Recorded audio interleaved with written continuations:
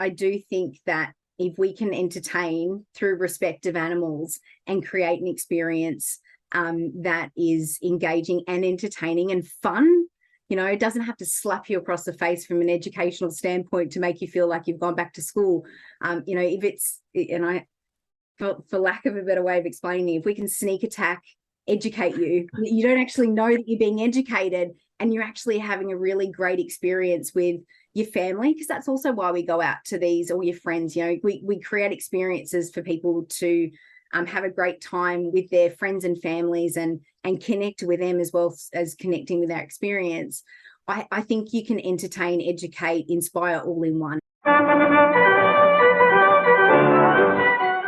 Welcome to the Attraction Pros podcast, where we discuss the latest trends and challenges facing the attractions industry today. We chat with some of the top leaders in the field and provide resources that will help develop your career in this great industry. I am Josh Liebman. I am obsessed with the guest experience and helping attractions make that their top priority for success. And I'm Matt Heller. I am passionate about organizational effectiveness, leadership development, and employee engagement. Now sit upright, hold on tight, and get ready for the Attraction Pros podcast. Hey, Josh, how are you? Hey, Matt. I'm doing well. How are you? I am fantastic. Whoa. Woo! You went with a baritone there that time. Something like that, sure. I don't know. Yeah. Sounded deeper, more of the bass notes. Yeah, exactly. Yeah. So I have a question. Or the left hand, as I've been saying while practicing piano. Practicing piano, exactly. So I've got a question for you. Okay. How's that? There you go. Have you ever seen the I don't know exactly what you call it. It's Old Faithful. Have you ever seen Old Faithful? You know what I'm talking about? I do know what you're talking about. No, I have not. Okay. Have you? I was very, very young, but I do remember going there and seeing Old Faithful when I was very young.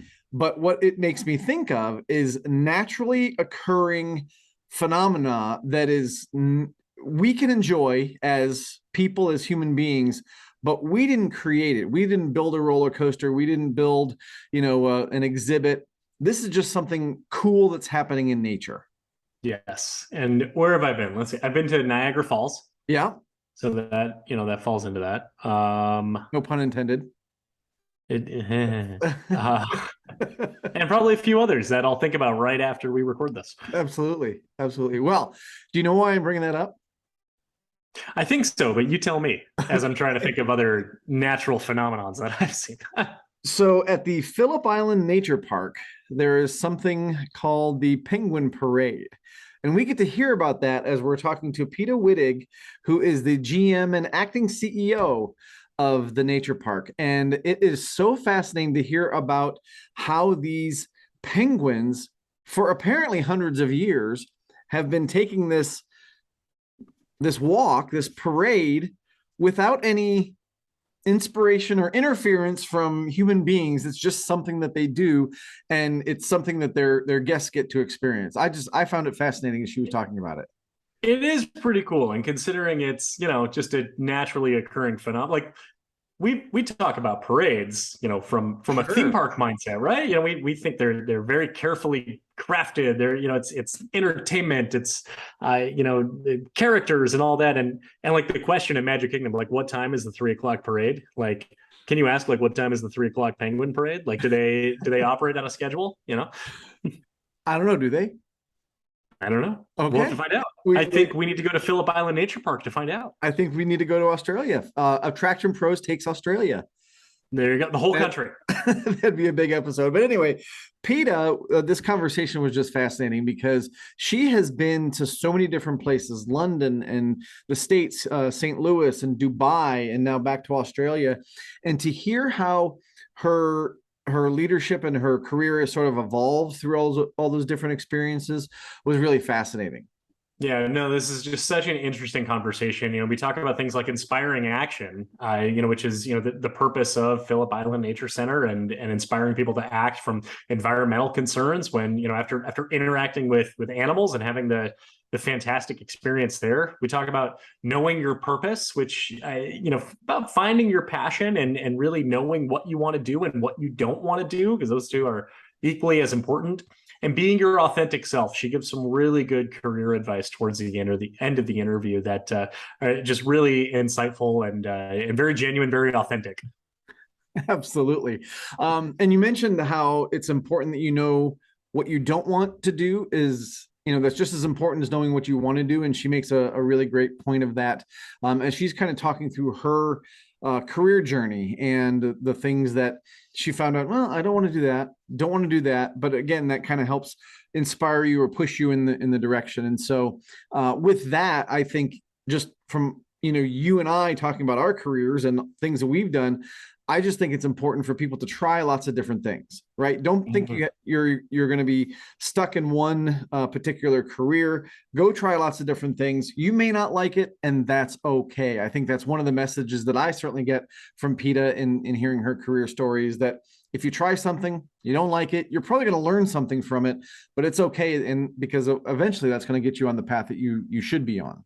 Absolutely. 100% agree. So with that, should we get to this interview with Peta Wittig? Here we go. Hello, Peta. Welcome to the Attraction Pros podcast. How are you doing today? I'm doing wonderful. Thanks, Matt. Absolutely. So excited to have you here and to get into this conversation. First of all, can you tell us a little bit about yourself?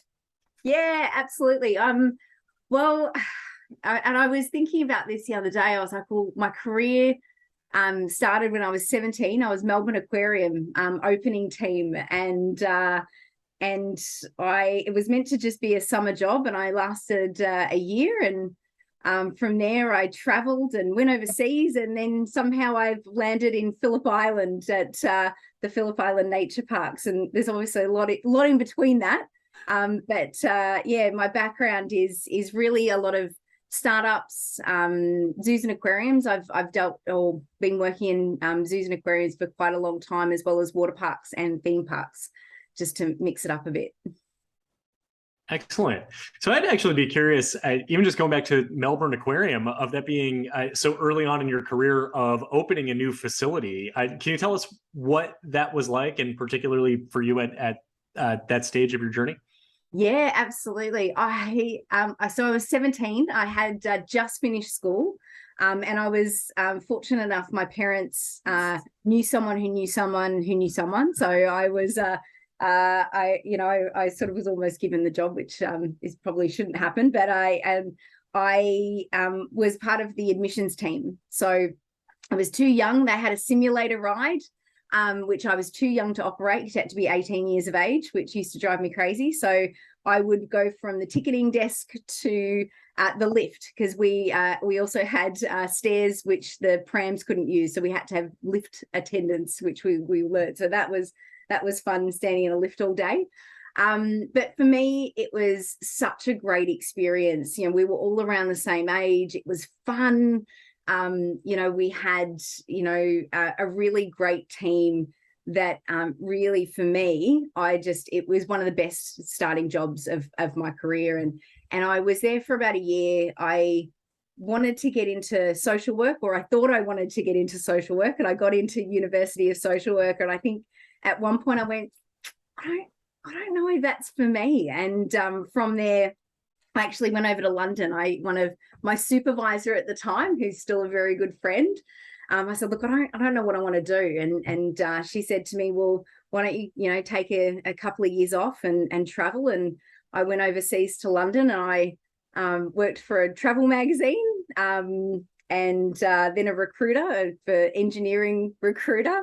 And it's actually took me, I think, probably only about 5 years ago, I worked out what I wanted to do when I grew up. So I spent about 20 years doing all different types of roles, trying to work out, probably most importantly, what I didn't like or what didn't fit, in it. So if you had told me when I was 17 that I'd end up back in tourism, I didn't know that was going to be a full evolution. So yeah, I think I worked out as I went, no. Oh, actually, this is actually a fun, cool industry. And yeah, I do want to come back into it. So I got back into it for the Dubai Aquarium. Someone actually I worked with at the Melbourne Aquarium back when I was 17 was heading over to Dubai. And I said, oh, look, if you've got a job for me, I'm thinking about, heading overseas again. And and I got a phone call and he said, are you serious? I went, I suppose I am. So then I got back in. Wow, that's so cool. I love the fact how you talk about, what you found out you didn't want to do, right? That kind of helped narrow down what you do want to do. And you mentioned going to Dubai, and just before we started recording, we were talking a little bit about that. So that's such a different part of the world, right? So Yes. Can you kind of encapsulate what it was like to work there and the opportunities and the things that you saw while you were over there? Yeah, absolutely. Sorry, I hope you can't hear my dog. The joys of working from home. My dog's going crazy at the moment. Look, for me, Dubai was really an amazing experience. I was only meant to be there for 2 years, and ended up there for 10 years. For me, the experience, I just couldn't have experienced anything like what I did in the UAE, in Australia. I was part of the opening team for the Dubai Aquarium, a water park, an indoor with rainforest, a refurbishment of an amusement park, and they were all opportunities that I just don't think I could have gotten back here in Australia. So it was really amazing for me. And we were talking before about there's this preconception of being a woman in the Middle East that you don't get those opportunities, where in fact some of the times that I got opportunity because I was a woman. And that from the water park perspective, ladies' nights were a huge thing in the Middle East, and they were trying to find an operations manager who was a woman. And I got a phone call saying, hey, can you swim? And I was like, well, I had my bronze medallion back when I was a teenager, and then I became a lifeguard and a lifeguard instructor in a week, and then started in the water park industry, which would just never happen back here in Australia. So lots of opportunities. So then even, we talk about kind of like the geographic cultural differences, and then from an aquarium to a water park, very much still under the umbrella of attractions, kind of, things we focus on the podcast here, but, logistically, operationally, kind of even from a company standpoint, it tends to be oftentimes pretty different. Can you talk a little bit about that? Was there a significant learning curve, or was it a lot of copy and paste from at the aquarium, but now just water slides instead of aquatic habitats? Totally different, different, absolutely totally different. And it was a real shock for me. And that, again, working out what I, didn't like as was part for that for me. And water parks were great. I am very pale skin, so being out in the sun wasn't overly something that I was very good at as I used to get burnt quite a bit. But for me, the team that I was at the water park with were really passionate about the life-saving side of things and water safety, and a lot of them had grown up in the water parks, and for me, getting into that area and stepping into that world, it was very different. And it was fun, and I really enjoyed it, but I realized I wasn't passionate about water parks. I don't frequent them. I probably shouldn't. My old water park boss is watching this now. I hadn't actually been in a water park when I got the job. I had to go check out a water park before I got it. But for me, really different fundamental leadership and rostering, and some of the foundations of when you are building a facility, they're the same. But I think the type of people and the type of sort of purpose of a water park to an aquarium are very, very different. And for me, going into working for a water park, I really realized that, animals were my passion, and that's what I cared about. And, an attraction and your purpose, I think, is really key to enjoying what you do. and giving that authentic experience. If you're really passionate about what you're selling, then it's easy to get up in the morning, and it's easy to be authentic to your team, that you're genuinely coming from that place. So for me, yeah, I enjoyed, and I'm thankful for my time at work, being in a water park operation, but it definitely wasn't something that I would have stayed in for too much longer. Yeah. Josh has probably heard this a couple of times, but I grew up in the theme park world and amusement parks and rides and things like that. But in my consulting business, I've worked with a lot of institutions that have animal collections, zoos, aquariums. We talked about Grant's Farm a minute ago. And I've developed really a keen passion, I think, and certainly an appreciation for people who care for animals and for, that put their heart and soul into it. And, animal people are special people, right? And they're different, and I think different in a good way. But I'm curious, is that something that was with you your entire life? Have you always been sort of drawn to animals, or was that something that kind of developed as you got into that first aquarium experience? Yeah, no, I've always had a passion for animals. I grew up on a 5-acre property in the middle of country Victoria, and I was out on the farm, either riding horses or collecting frogs, or rounding up our sheep that we had there. And it was we do laugh at, as I lived in the US for a bit, and my name is very much an animal name. It's Peta, the animal rights group. We got a little bit awkward when I'd go to some conferences, because people thought I was from Peta, not my name was Peta. But that it's always been something. As a kid, I wanted to be a vet. That was actually, before I thought about social work, I wanted to be a vet, but then the blood and guts was a little bit too much for me. I think for me, it came back to that, real passion for animals. I've fostered, tons of cats. I am a secret crazy cat lady. And, while I was in the Middle East, I started an animal welfare website, as well as a microchipping website. So it really, getting into this industry is, for me, the core of my passion for animals. It's always it's been that way. Yeah. So I'd love to bridge this into where you are today. I would love to know, tell us all about Phillip Island Nature Park, and tell us about, I would say, your role, your day-to-day. What do you do? Yeah, absolutely. So I'm now in Phillip Island, which I followed my partner to Phillip Island. I wasn't actually sure what I was going to do when I came to Phillip Island. And if you're familiar with Phillip Island, it is a small island off the coast of Victoria in Australia. And I was lucky enough that this role came up. So my role is the General Manager of Tourism Operations that oversees all of our attractions. So we have Churchill Island, which is a heritage island, farm on another island, so an island off another island. And we have Koala Conservation Park, which has our koalas in a sort of sanctuary style environment. We have Nobby Centre, which is this beautiful centre perching on these cliffs, overlooking Seal Rock, which is one of the largest colonies of seals in the area.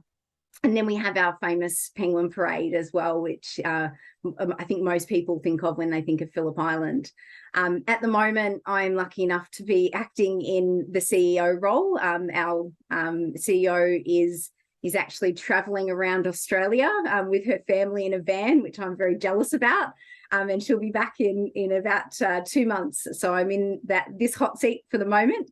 But yeah, my general role is overseeing our tourist attractions. And for me, one of the coolest things about Phillip Island Nature Parks is that we are completely not-for-profit, and the model that we have, which is all of the funds that we make from our tourist attraction, goes directly into our conservation work. So we don't just have our tourist attractions, we also manage, it's around 1,800 hectares of coastal and land, and different areas, coastal reserves.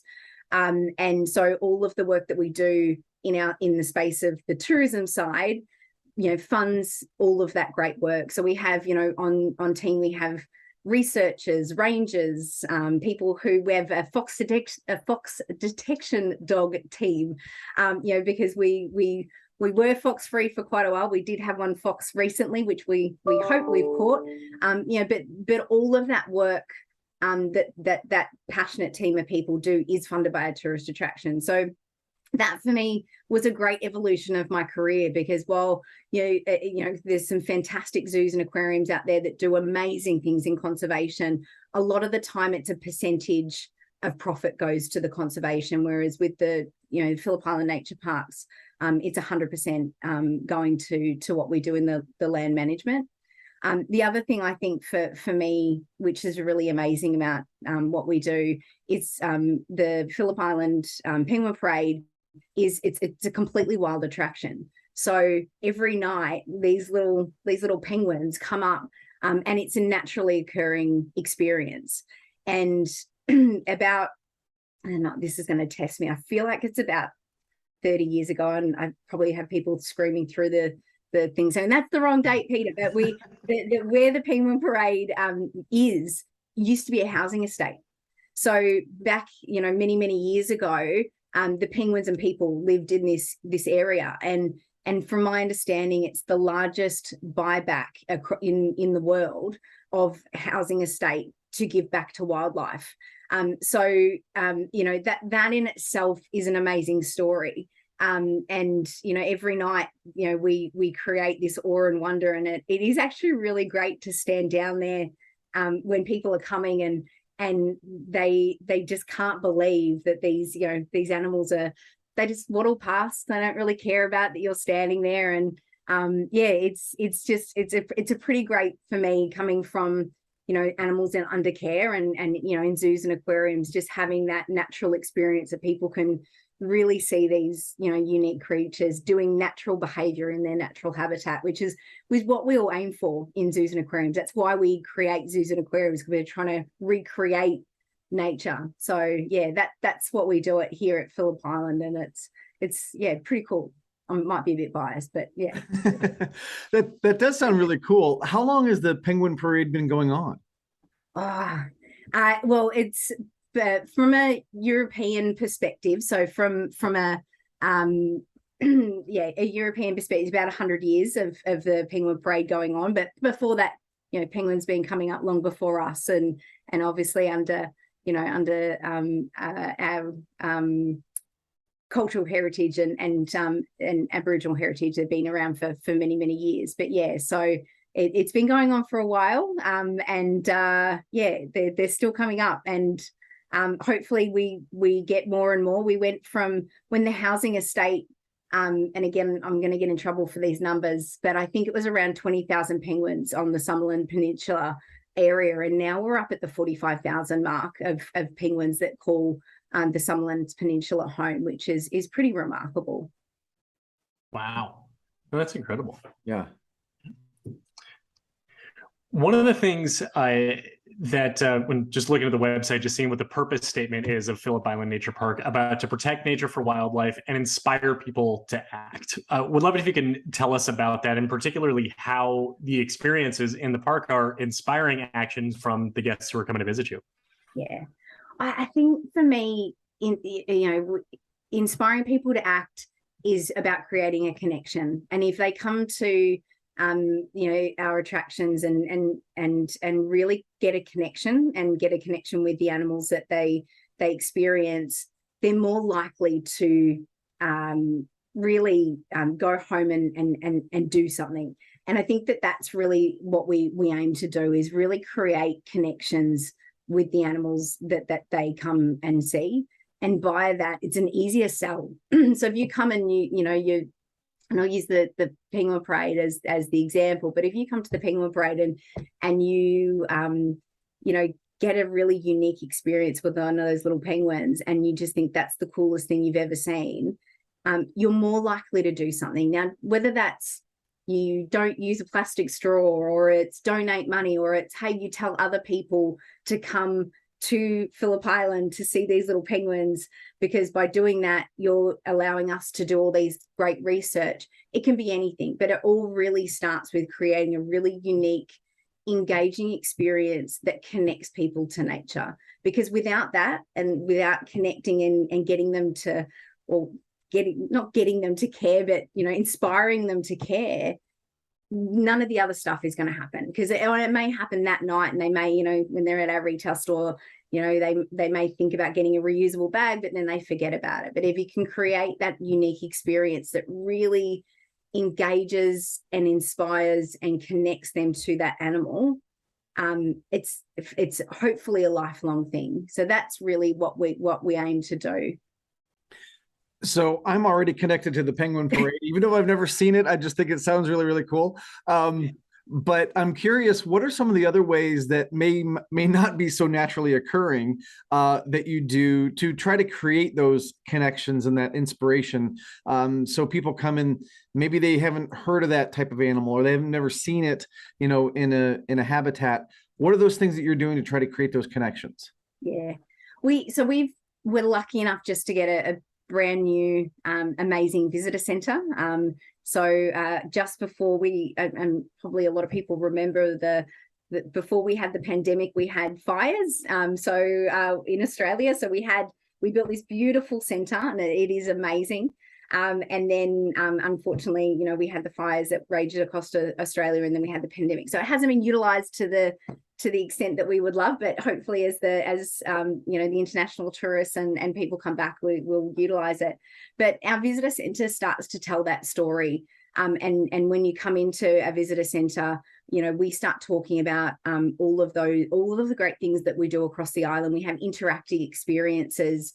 We have, you know, a cinema and really immersive, engaging educational sort of activities for people to immerse in before they get to the penguins. So for us, we're creating the man-made, the educational, the story, the immersive, you know, tactile experiences for them to have fun. And then they go out and then they experience the nature at the penguin parade. The other thing is, you know, I am talking about the penguin parade. It is what most people know about, you know, in terms of Phillip Island Nature Parks. But, you know, we do have our other attractions, and, you know, they aren't necessarily naturally occurring. We have Churchill Island, which is I think it's our best kept secret. It's beautiful island, off an island, overseeing the coast. You know, it's a heritage listed site, and we have a really amazing opportunity to talk to people about where, you know, not only, you know, how farming used to work, but also that sort of farm to table and where your food comes from and that connection. We also have re-released eastern barred bandicoots on the island. So through European farming techniques, what we're also looking at is how farming and nature can intertwine, and you can also rebuild back wild opportunities for nature as well. So for us, it's really looking, it doesn't necessarily have to be nature and naturally occurring. There's lots of opportunities to intertwine, you know, and I say man-made, but the man experience or man-created experiences and the fun and the enjoyable tactile stuff to the nature-based, you know, which runs through everything we do, whether it be Churchill Island, the knobbies, the koalas. You know, we're trying to connect people back to nature in some way. One thing that I find interesting is, you know, you talk about, you said the fun, the tactile, the interactive experiences. You said if somebody comes and sees the penguin parade and they say that's the coolest thing I've ever seen, that is a huge component of the inspiration to then act and go beyond. So can you talk a little bit of, I would say, the importance of, I would say the entertainment side of it, so that the guest comes and what they're feeling is fun and excitement and enthusiasm and energy, but that you talk about the story that you're telling and the mission and the purpose, that maybe the guest notices it, maybe they don't necessarily feel it, maybe they realize it later when they're at the grocery store buying that reusable bag instead of the single-use plastic, of kind of just the importance of really the education, the entertainment blending together. Yeah, I think entertainment, sometimes it is a bit of a dirty word in, you know, this space. You know, animals aren't there for our entertainment. However, I do think that if we can entertain through respect of animals and create an experience that is engaging and entertaining and fun, it doesn't have to slap you across the face from an educational standpoint to make you feel like you've gone back to school. If it's, for lack of a better way of explaining it, if we can sneak attack, educate you, you don't actually know that you're being educated, and you're actually having a really great experience with your family, because that's also why we go out to these, or your friends. We create experiences for people to have a great time with their friends and families, and connect with them as well as connecting with our experience. I think you can entertain, educate, inspire all in one. It doesn't have to be mutually exclusive, and it doesn't have to be a dirty word, especially in the animal industry of, if we're entertaining you, it's you're not getting educated. I think you can actually get both. And I really do think it's important that if, I'm coming to an attraction, whether it be an amusement park or an animal facility, they're done very differently. The entertainment is definitely done differently, but it's still entertaining, and I'm still enjoying it, because that's what all entertainment is. It's enjoyment, and as long as, we do it with respect to the animals, they're not there for our entertainment. But you can still have a really great time when you go and experience some of these things, and that's okay. Yeah. I wonder if one of the differences is that when you go to an amusement park and you're entertained by a roller coaster or a game or those are inanimate objects, right? And you can put the entertainment value on a roller coaster and say it goes this fast and all that kind of thing. But when you're talking about an animal that, has a lifespan, and it needs to be taken care of, and those kind of things, that again, people get very protective of animals, which is great. So I'm just wondering if that's part of the difference in maybe the thought process of what entertainment is. But I totally agree that we can do it. We can sneak attack. We can do it all at once. So that people are entertained and they want to go to the next thing that gets them that next little bit of nugget of education.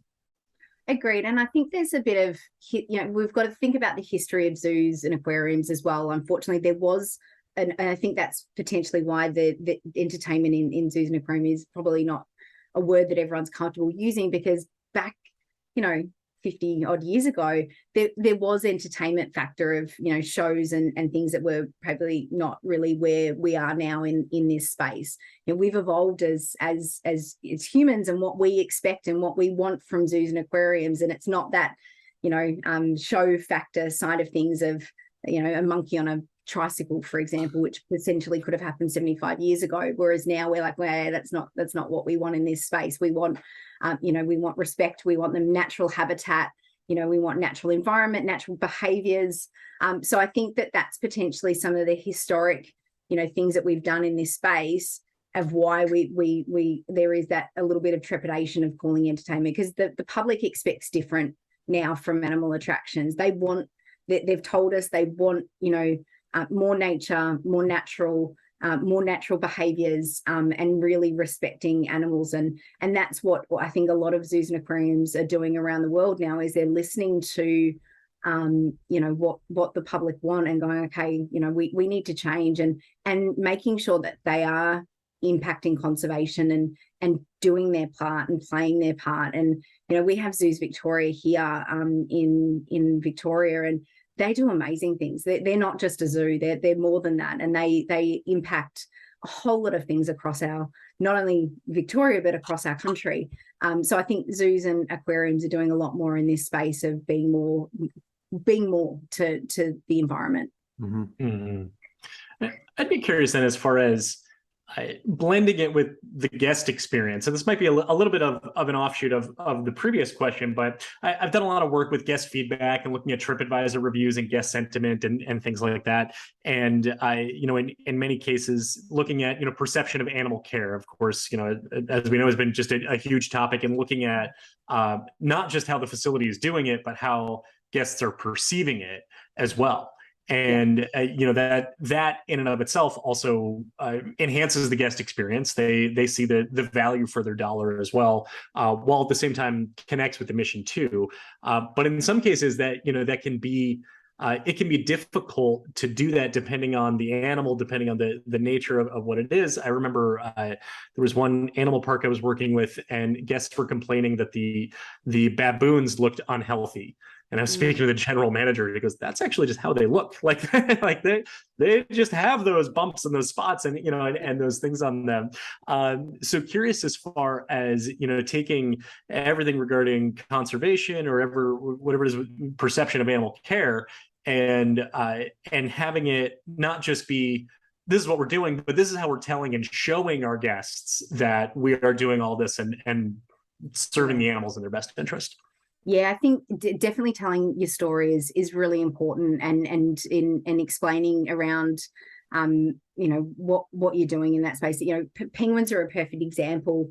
They molt, and when they molt, they don't look so great. And so a lot of when we're talking to our guests in the molting season is really that learning opportunity. It's what do they look like that? Well, it's because of X, Y, and Z. And I definitely think from a visitor experience that's a huge part of when they come to our facilities, is that education piece, which is letting them know about the life cycle of animals. And that in itself is part of that inspiring to act. Is it's not just looking and seeing and and going, oh, that was great. It's, well, what is the story about this animal? What does it eat? What does it why does it have those bumps and things? Where what's their natural habitat look like? What's their normal behaviors?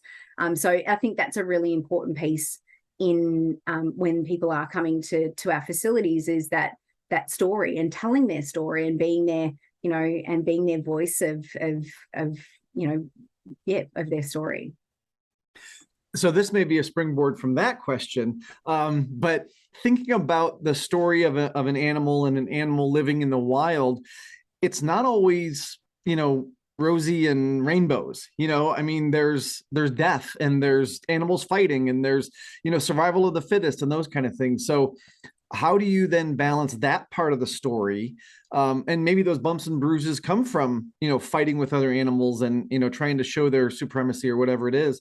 But how do you then balance that sort of non-fun part of the story, but very real, with these penguins are really cute, so there's got to be a balance there.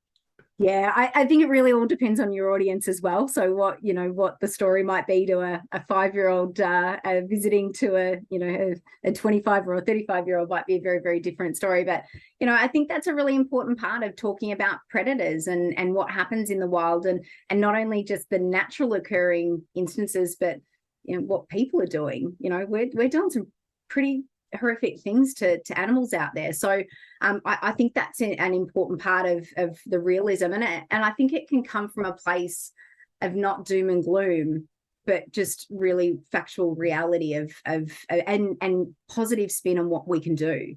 There's some things that we can't impact, and the penguins have natural predators, and that's that's what happens. But for us, the things, the bad things and the doom and gloom and the things that are happening in the wild that are impacted by humans, we can impact that, and we can tell that story and put a positive spin. And what can you do at home to help these little guys? Yeah. I would love to then weave in, I would say, the staff and the employee experience side of it too, and really kind of keeping on theme with inspiring those to act. What are some of the ways to, I would say, rally the team around that mission as well? So to inspire the employees, to inspire the guests to act. So now it's inspiration at scale, I guess. Yeah. I must admit, we don't have a problem at nature parks about people's passion.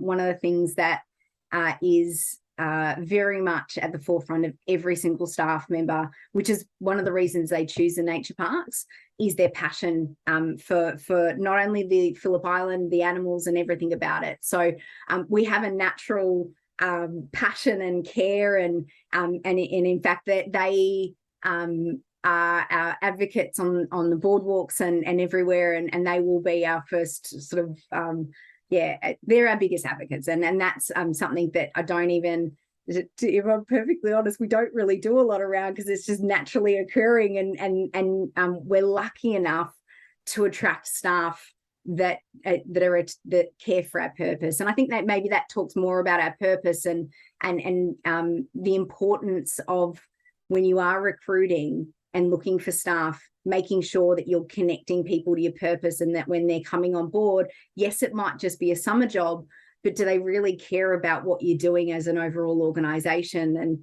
And I think that for us is that start of finding the right people.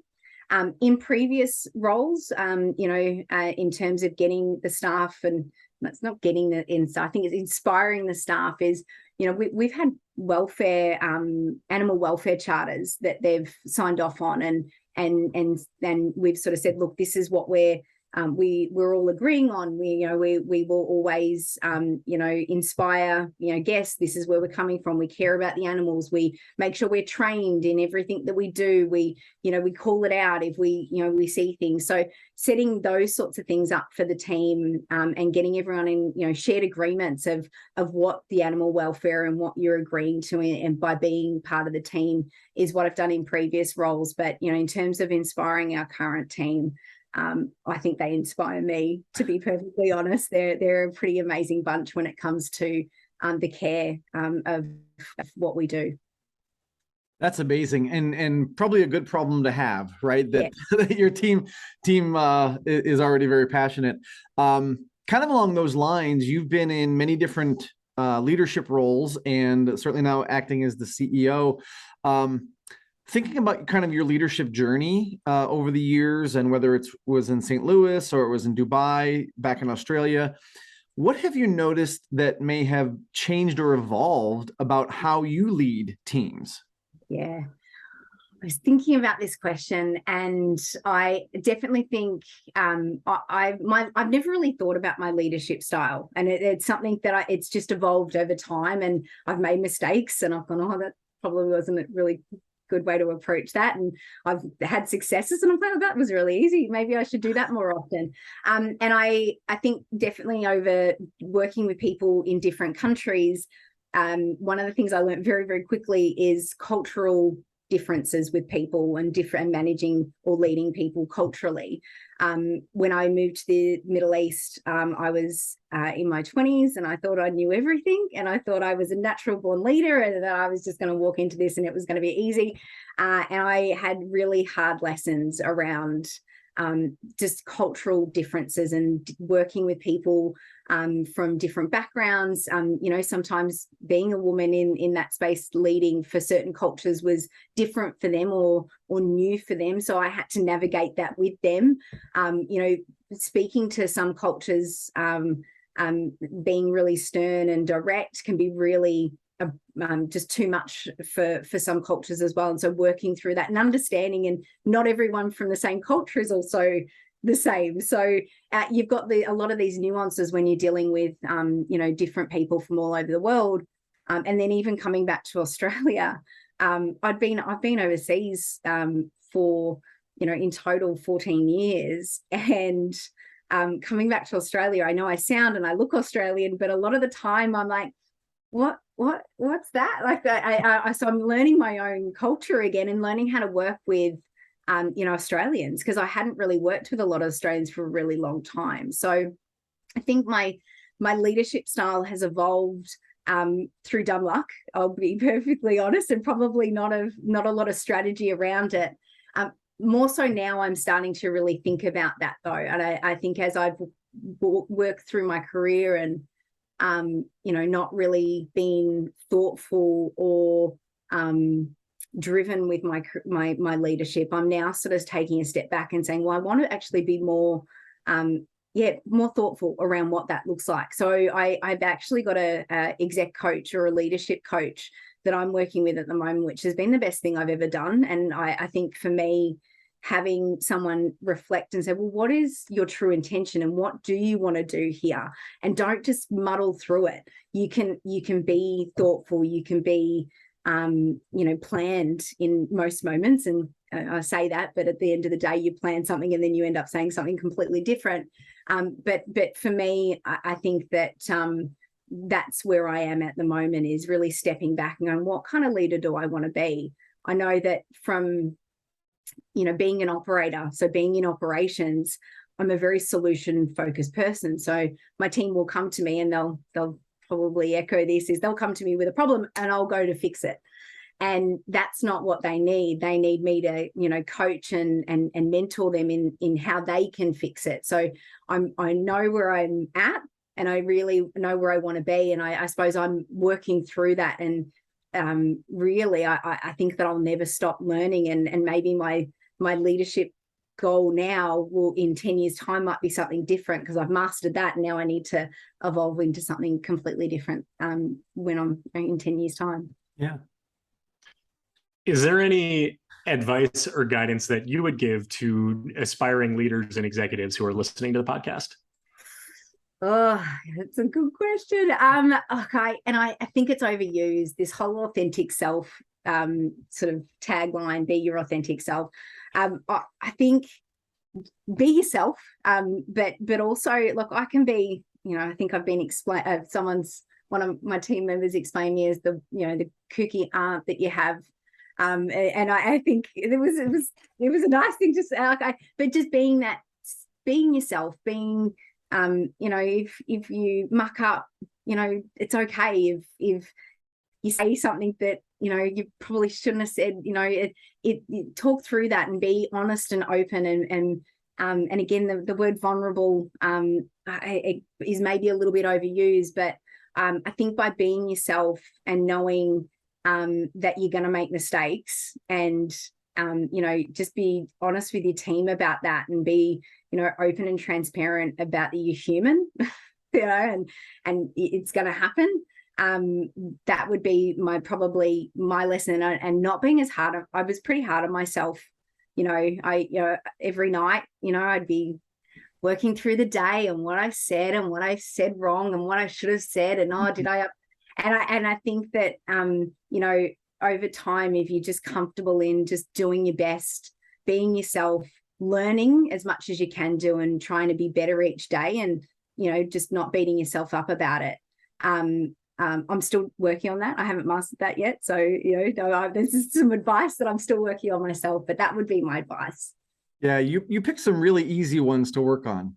I'm just kidding. I mean, but it's true that it's tough to be like in an environment where you feel like there's an expectation on you to be a certain way or to lead a certain way. It can be tough to be the kooky aunt, or, you know, like for me, when I'm doing a presentation, oftentimes I will make up a word and I'll say, is that a word? Did I make that up? Yeah. And people laugh and it's funny. Yeah. But you've got to be comfortable in your own skin to do that. And that, I think, takes some time. It takes confidence, and it doesn't come without, like you said, some mistakes along the way.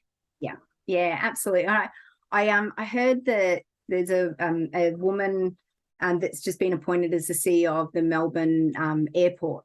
And it was actually really, I think the more people we see like us, the more we go, oh, it's okay. You know, she was just really like herself. And again, she talked about being authentic and that word, but she was just herself, and she was fun, and she said the wrong things, and you know, I kind of related, and I was like, it's really refreshing to see other leaders in this space. And I think that's, you know, if we find more people like us that make us that sort of go, okay, it's okay to be like that, and they're successful, and, you know, she's thriving, and what an amazing woman you know, she was.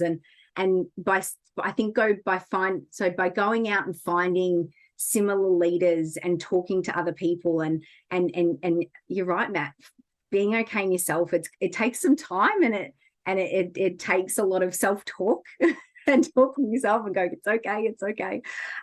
But yeah, I think the more you go out and talk and network and find other people and find like-minded leaders like you as well that you can bounce off, that's really helpful as well. And I have a great group of people that I you know, bounce ideas off, you know, talk through issues with, and you know, for me, that's a huge part of my leadership journey, as well as having a good network. So that would be my other piece of advice: find a good group of friends and colleagues, and that you trust, that you can go to and work through. And if, you know, you do have the ability, one of the things that I've that leadership coach that I've just started working with at the moment has been really great as well. So if you have the ability to get a leadership coach, fantastic. If you don't, friends are just as good, and having a great network, I think, is really important.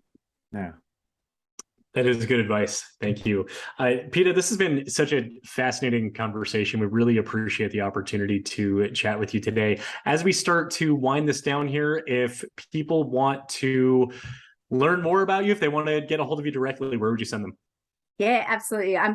You can head to penguins.org.au to learn more about the nature parks, and we welcome everybody. Come to Phillip Island. We need more international tourists. Come back to Australia. Come visit us. They can definitely find me on LinkedIn and definitely reach out. And I'd love to hear from people if they want to reach out to me.